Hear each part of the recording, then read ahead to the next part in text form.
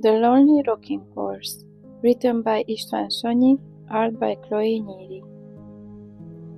Once upon a time, there was a little town. In this town, there were houses with garages where people kept their old things that they got bored of. In one of these abandoned garages, because people moved, there was, for example, a bicycle, a soccer ball with a hole in it, broken skis, an abandoned teddy bear, a three-legged chair, and many other things.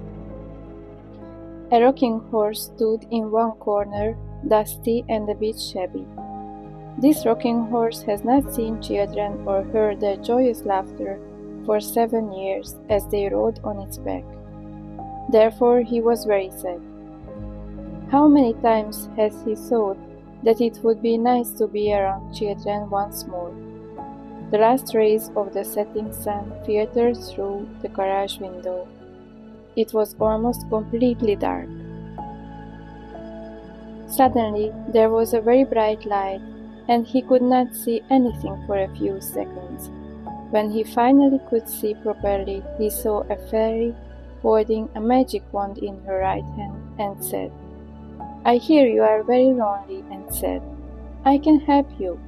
At first, the rocking horse thought he was dreaming, so he was speechless.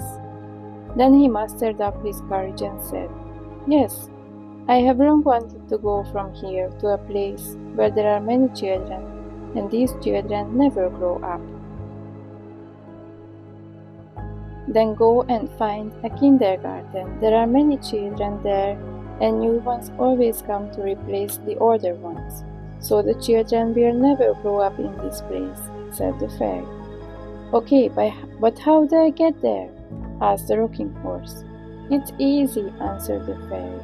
"I wave my magic wand, and you will be able to walk, and your fur will be shiny too. But when you get there, you will turn back into a simple rocking horse." "Does this sound fair enough?" asked the fairy. "It will be good for sure," exclaimed the increasingly excited rocking horse. Then the fairy waved her wand and disappeared, and the rocking horse turned into a beautiful brown-haired horse, and he happily set off to the place called kindergarten. He went and went, sheltering through ditches and bushes, until he reached the edge of a big city.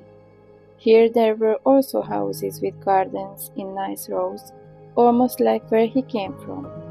Suddenly he heard children's noise from a distance.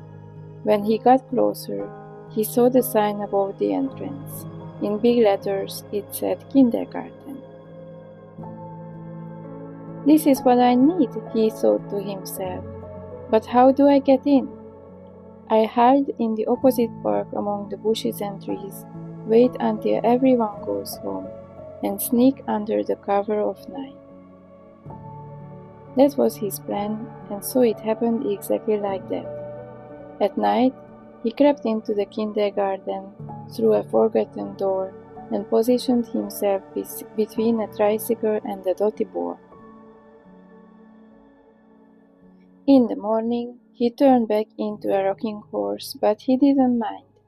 When the children saw the rocking horse, one after the other, they happily sat on its back from morning to night. And the rocking horse smiled to himself because he knew he would never be lonely again.